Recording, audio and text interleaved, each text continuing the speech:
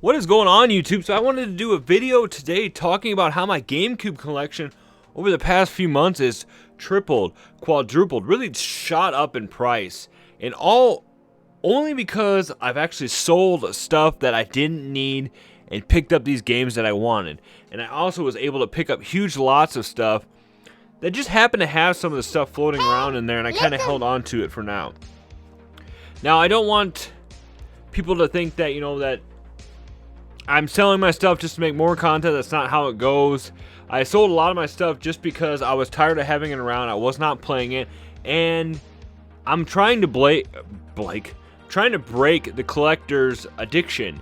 And one way to do that was to focus on games that I'm going to play.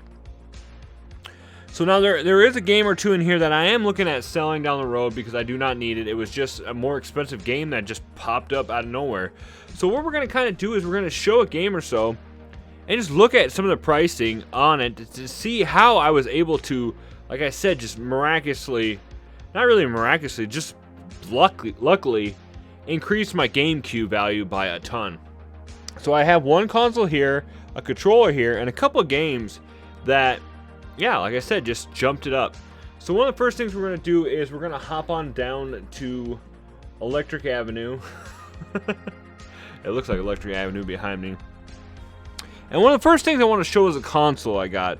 So when I picked, it was a few months ago, I did a video on it. And it was a tote full of stuff. And I could only see a little bit of it. But when I asked the person how much they wanted for it and they said $200, I jumped on it right away. Now, there's a few games in here that were in there, but there was also a few games that I've sold out of that lot to help regain my money back. But this was one of the main things that I really was interested in, and it surprised me later on.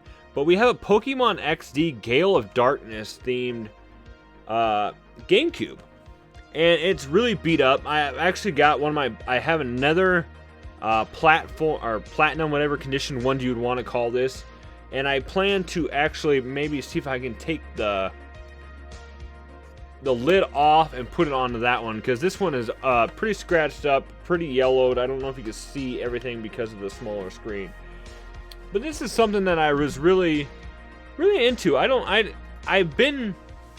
want to say I'm not nostalgic for the GameCube at all, guys. Believe me, this was something that totally passed me by. But it's really cool to see this stuff pop up, because I was a big fan of Pokemon growing up, and then just seeing this now is really awesome. So like I said, I paid $200 for the lot, and this was one of the consoles that was in it. So it's pretty good pricing, $155.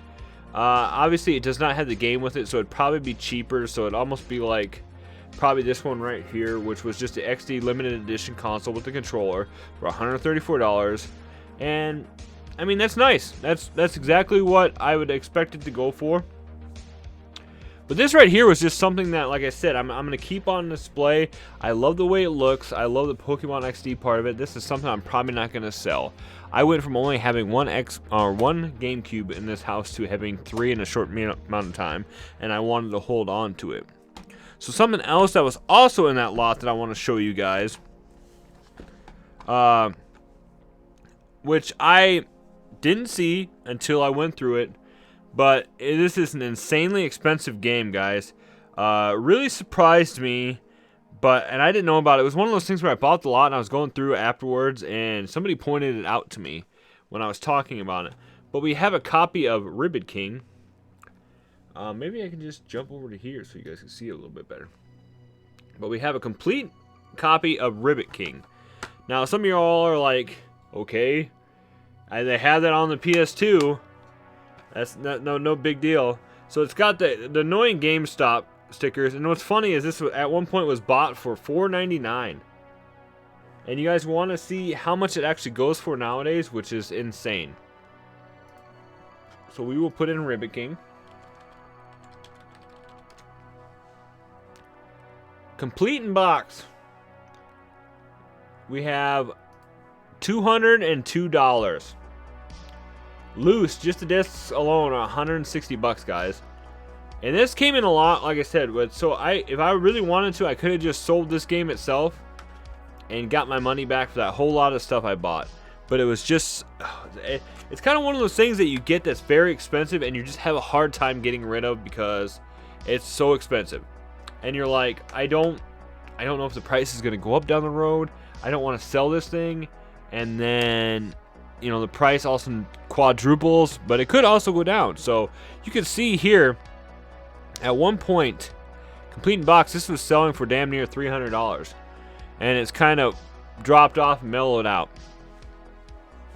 Alright guys, so going on in that same lot, I am probably going to try and upgrade this case, but we have your basic Resident Evil game.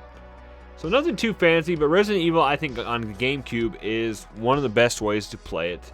But now they've actually upgraded this stuff, and so at the time, this was one of the first remakes that came out, guys. So you were only able to get, you know, play this on the GameCube, which was really strange because this was a Sony game. Like, it originally came out on the PlayStation and stuff like that, and you couldn't play it out. I did play, I haven't gotten too far in this one, but I did play it on the Xbox, and I loved that it got rid of the tank controls and stuff like that, so it was a lot easier to play. And I want to say that it's not that expensive of a game. It's just, yeah, so it's complete. I think I think it's missing. Is it missing there? No, it's complete. So I mean, $30 ish. Like I said, the case is in pretty rough shape. It's got some almost like freaking resin stains or something from weed or something on there.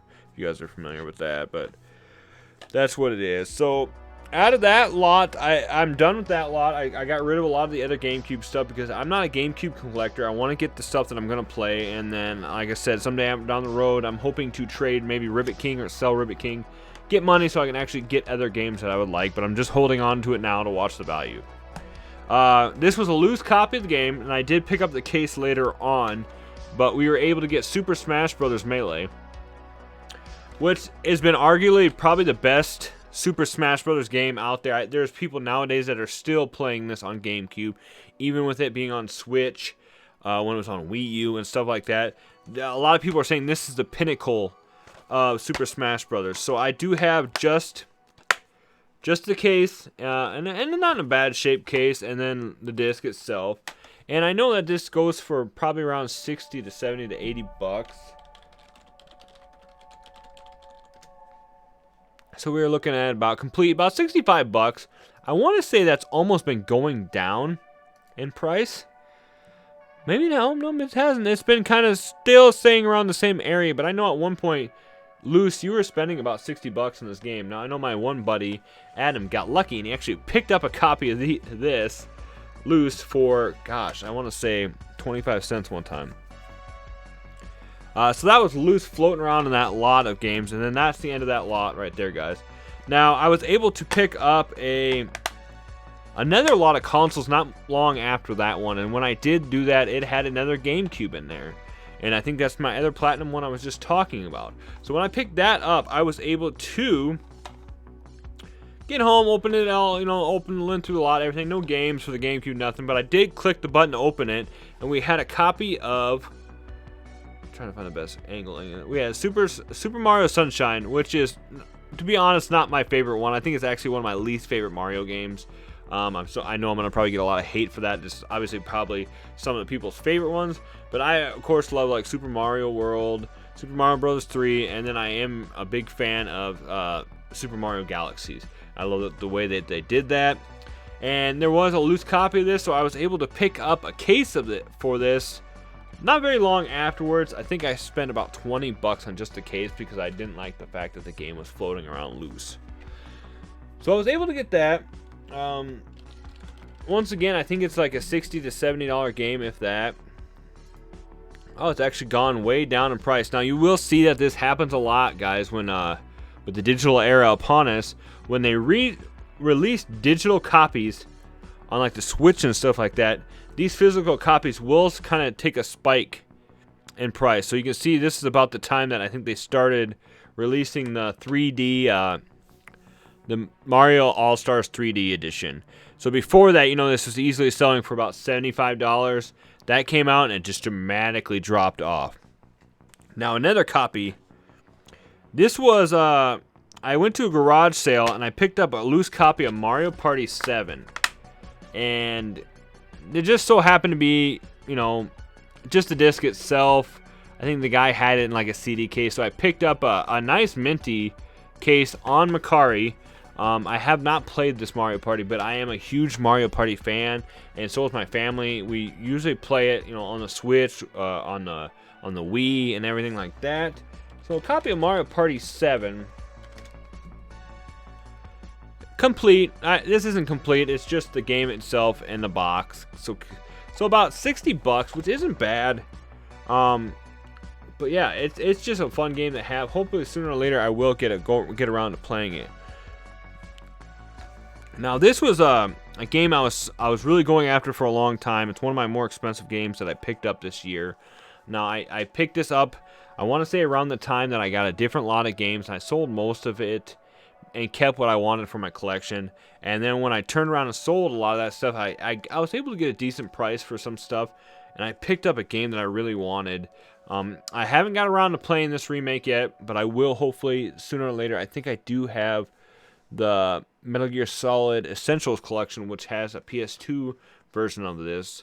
But I have Metal Gear Solid, the Twin Snakes. I'm a huge Metal Gear Solid fan. Love it, love it, love it. I just picked up a PS3 version of the HD collection, which has like Peace Walker and stuff on that. Now it is complete, and it's not. This is not one of my cheaper ones that I have. And in fact, to the point that I don't really play it much, and it does worry me sometimes because it has a little bit of that sticker residue case kind of build up thing. So down the road I might replace that, but we will see. And Twin Snakes, like I said, it's not one of my cheaper games. I'll put the Twin Tanks. Alright, so complete, about $105. And the case is a little beat up in one spot, but otherwise it does have the disc, it does have the manual, and it's in great shape. But there's more sentimental value to this and just having this in general. And one of the last things, I forgot about this. This was in the first lot I was telling you about, but I did pick up a nice Wavebird controller. I do need to get a piece up here to re-put up there. But I absolutely love the Wavebird controllers, and they're great to have, guys. You need to pick them up. I know Retro Baller and stuff like that are coming out with new ones that you can do for your GameCube, which is nice to have. But I still love these babies. I do have a plain one, this one, and then I have a Platinum Edition one, which is my favorite controller. And yeah, I mean, they sell for a decent amount of money. Yeah, complete. I don't have it complete in box, but just lose $60. So I mean, that's something that was just part of that lot that just happened to be in there. And then lastly, guys, this is one a pickup that I've had recently. I traded in a bunch of my original Xbox stuff. I will have a video coming out soon talking about that. And I was able to get about $200 in credit. And normally my store that I go to, my local one, doesn't have much GameCube stuff, but they did happen to have a copy of, let's see here, The Legend of Zelda 4 Swords Adventure. And I wanted to, it's been a goal of mine at some point to hopefully get this set up so I could play with some buddies. But I don't think it has the manual, but it does have like the inserts and stuff like that. The disc is in excellent shape, and the case itself is wonderful. I do have to at some point deal with taking off an annoying sticker, which I wish stores would not do, but I know that they had to list the price off. Now the ones that she used in her store is that way. But I really want to set up the Game Boys at some time and get 4 people to play this thing. It'd be so cool, and might even do a video, but it might be way down the road. Now this 4 Swords Adventure is another one of those games that's not very cheap. It'd really be cool to have the big box edition. I paid about $99, which is normal retail prices, and it looks like it goes for about $86 complete. So I mean, it's not that bad. And I do, in fact, have a copy of Twilight Princess on the way, guys, for GameCube. So you guys will see the video of that coming up soon. Once again, I was able to sell a few things, and I had some money built up onto my PayPal. And then not only that, some of these videos have been bringing in some revenue. So I've always said that, you know, if I ever do start making money on YouTube, it's going to go right back into stuff for the channel, whether it be for gameplay later on or just my collection in general, just as my, you know, hard work of doing this stuff. But that was just a video. I was going to say a quick video, but it wasn't. It was about 16 minutes. Kind of showcasing you guys how my GameCube collection has really spiked up in value over the last few months. And I'm not one of those YouTubers that just do the trends and just collect and then resell this stuff just to keep making content about it. Now, there's a few YouTubers out there, that's what they see like they do. They build up the GameCube collection and they sell it all, and then they rebuild it up just to make stuff that, you know, like content that's just trendy. So I do have a bigger collection back there, but this was just the stuff that I wanted to show you guys that I recently picked up. If you are interested in buying Ribbit King, let me know. I might sell it to you. So, but I just want to show you guys, like I said, show you guys this stuff, and how, you know, being not very nostalgic for the system, I am very nostalgic for Nintendo stuff, and having some of this stuff was really kind of nice to have. Like I said, being a huge Metal Gear Solid fan, finally getting a copy of Twin Snakes, it's just been amazing and feels great to finally accomplish that. And I hope to sometime down the road be able to dedicate some time to playing it. I know right now I started playing Hogwarts Legacy, guys, and I am hooked on that game. And I've been not even wanting to stop to make videos. I've been wanting to just sit there and play it, and it's calling my name right now. So I might have to head on over there and play, guys. So I appreciate you guys for watching this. Let me know in the comments below if you enjoy this. And down the road, I might do similar videos to this to kind of keep you guys updated on how my collection has grown. So like you can see behind me right there is a small section of my Nintendo 64 collection that has been another huge one that's kind of dramatically increased in value over the things. But I'd be contradicting myself to be talking about that, because I have had videos out recently talking about how I've been getting rid of stuff that I'm not going to play and I'm not interested completely in value. But I'd be lying to say that it's not cool to have. Not cool to know that, you know, I got like a copy of Conker's Bad Fur Day